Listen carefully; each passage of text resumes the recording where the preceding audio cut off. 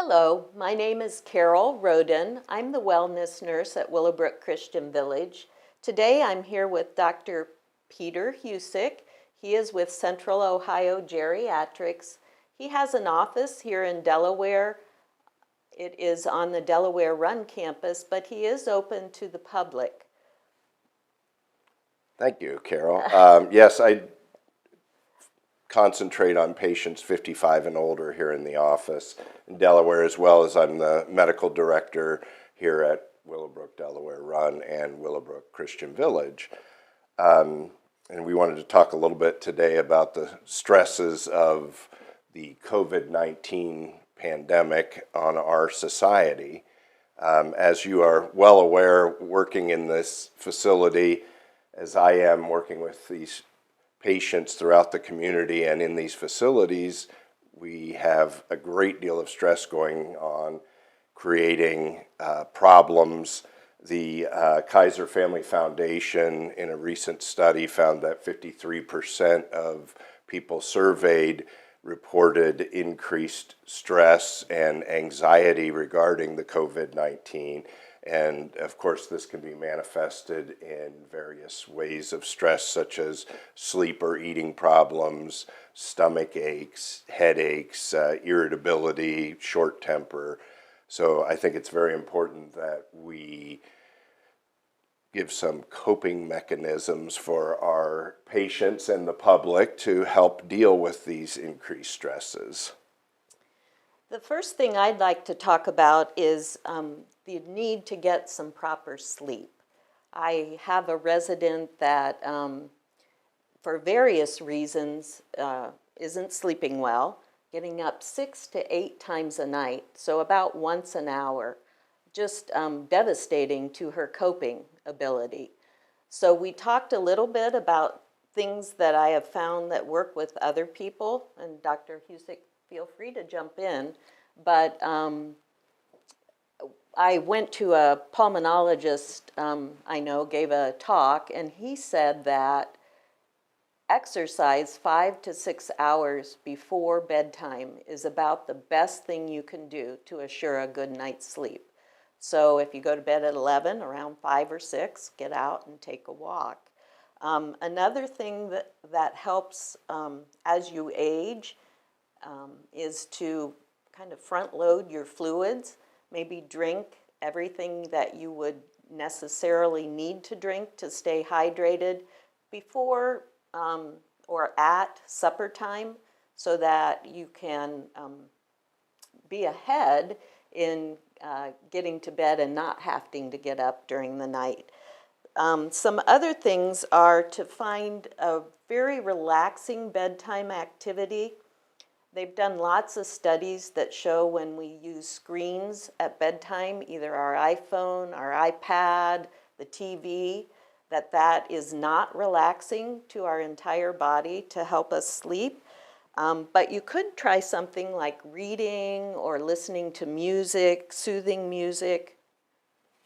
I think you make some excellent points. It's interesting, as we age, one of the things that people often have a misconception of is that we need less sleep as we age, because people often sleep less as they age. But most of our evidence shows that we actually need as much or more sleep than when we're younger. The next point, I think, as we're continuing on, alludes to what you already referred to, is exercise. And of course, exercise has been shown to have many benefits, and one of these specific to this concern is stress reduction, as well as other potential benefits. There's some evidence to suggest certain reductions in cancer risk, of course, reduction in diabetes risk, high blood pressure management. So I think it's very important that we target some type of daily exercise, and it doesn't necessarily have to be a formal program of exercise, although fortunately for residents of facilities here have access to specific programs for exercise, and facilities like Source Point have exercise activities. And try to get something daily, even if it's just not a formal program, but just going out and taking a good walk if able, or even doing things indoors, chair exercises or walking around the house. Using things like the TheraBands, those big elastic bands, those are wonderful because you're very unlikely to injure yourself using those. Additionally, the other thing that happens, as we all know as we age, is we tend to lose our flexibility. Muscles get stiffer and tighter, joints get stiffer and tighter. So focusing on flexibility is another important thing, is doing some gentle stretching exercises. And of course, at Willowbrook and facilities like Source Point have wonderful programs just directed at flexibility and stretching. So another important thing in managing stress. So some tips that I've used with our residents for stress reduction, especially during this pandemic, I call everybody every week, and I'm noticing that a lot of my residents are the little things in life are giving them trouble with just coping skills. So we talk a lot about being able to let go of concerns. Well, that's easier said than done sometimes. So what we talk about, again, like the sleep hygiene, is creating a predictable routine. It doesn't have, it's not hard and fast. If there's something special that comes up, you interrupt.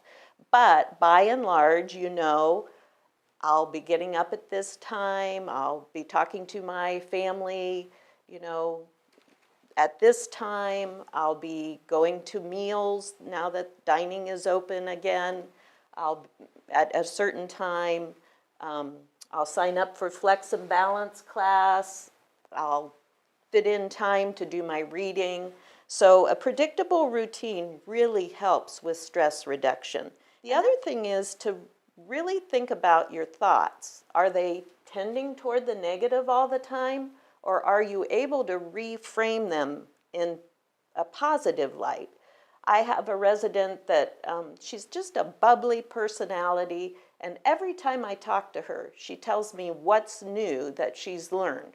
So she had never done Instacart to order groceries, and she really took great pleasure in that she accomplished that task. I have people that are telling me they're spending time reorganizing old photos, or the ones that like to cook, they've cleaned out their kitchen drawers. Things that, like, I never have time to do, but they are using this time when they're more isolated to accomplish things. The last thing is just extremely important. Between the world situation and the pandemic and politics, if you can limit your screen time. I know we have a big lounge at Willowbrook with a huge big screen TV, and as I'm walking through, if the news is on, either station that most people watch, then we quickly will turn it to something like old movies or the Hallmark Channel, something that's less anxiety provoking. And something else you pointed out kind of brings us to our next stress reducing tip, and that is to maintain our social contacts. Human beings are social creatures, and this COVID-19 pandemic has certainly put a big crimp in our socialization. So one of the wonderful things about our electronic age we live in is being able to maintain contact when we can't do it in person. So we have all the cell phone technology and the computer technology where we can use things like Zoom apps so that we can actually see our friends and loved ones face to face, if you will, electronically. And just to be able to make sure you're setting aside time to call people, to get in touch with your loved ones.